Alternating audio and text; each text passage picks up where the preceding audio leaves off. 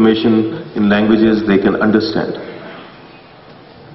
Pan-localization project was designed to address specifically this issue.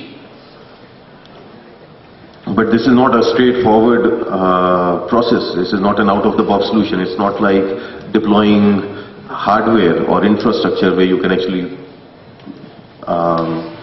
buy a computer, come and put it in the lab, set it up, and everything gets going. So each language presents its own challenges.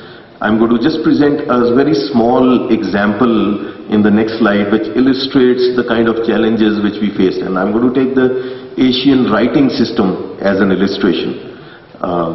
And what I'm going to do is, if you can see, there's a phrase racing car written at the bottom there in Latin script. What I'm going to illustrate is how the same script may be written in different writing systems in the world. So starting from Arabic Nastaliq, which we write in for Urdu and Persian, racing car may be written like this. It's not going to be written from left to right, it's going to be written from right to left. It's not written straight, it's written diagonally down. The characters of the letters, individual letters, do not have the same shape. The two A's do not look the same because the shape of the character depends on the context it's occurring. And if the context varies, the shape of the letter changes itself. So that kind of programming has to be built into the system to cater to Urdu or Persian if you have to write it on computers. Let's take Lao. The way Lao is written is that you have a central consonant and the vowels and auxiliary consonants are written around it. And so the racing car would actually be written like this in Lao, which will have actually 2 syllables or 3 syllables. Let's take split and written on 2 sides of C in racing car. And this is done on 1 keystroke. So you put 1 key of A and the vowel splits, half of it goes before the consonant, half of it goes after the consonant. And the cursor has to jump around. So it's not a very straightforward process to write racing car in Khmer, for example. Chinese would be rather simple. You just draw the racing car. So it's pictograms. And finally Devanagari, which is very similar to, well, that's what Nepali uses. The consonants are sort of hanging from the clothesline and the vowels are attached on top of the consonants. So each language in Asian context poses very different kind of challenges to computing which was predominantly developed to cater to Latin-based scripts. And we actually have to work from ground up for each language to develop solutions for these languages. Ideally, what we would want is complete interface with computing. So if you're illiterate, doesn't matter, you should still have every right to access information.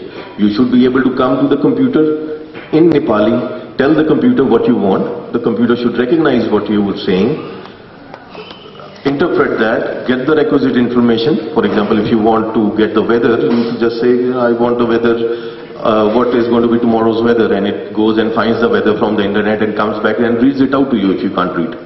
So you need a speech recognition system, a text-to-speech system, maybe machine translation system, because actually the information may not be available in Nepali, it may be sitting somewhere in English in the internet. So you access the information in English and then translate that into Nepali. So you actually need a machine translation system.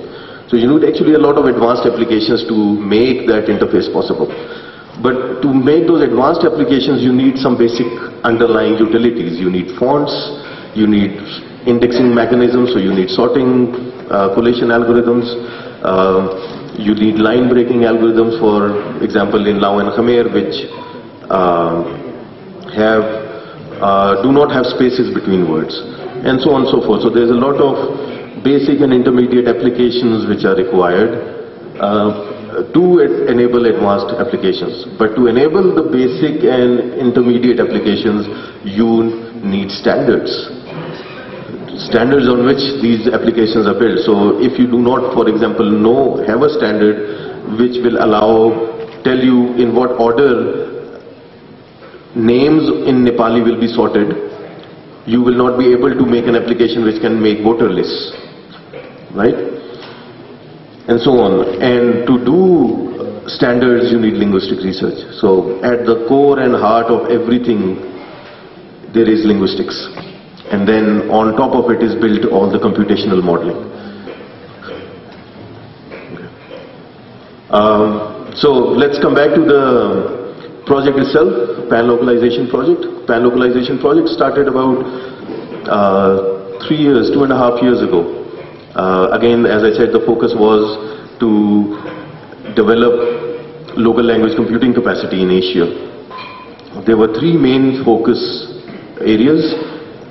The most important, the first one I think, is taking local teams and within them building capacity so that they can develop their own language solutions. A foreign person, expert, quote unquote, does not understand how the language works. It's people who speak the language who know how the language works. So they have to be trained, sort of empowered themselves to develop their own language solutions. So that was one of the basic things. We said we are not going to go in and develop language computing for any country. We'll take a team locally and train them so that they can make their own solutions. So it has to be a sustainable model. And then obviously we wanted to develop technology as well. So that was the second objective of the project through the local teams. And finally, to keep the whole thing sustainable, there has to be a policy framework. Governments, public sector, private sector, everybody needs to understand the importance of local language computing in their economies.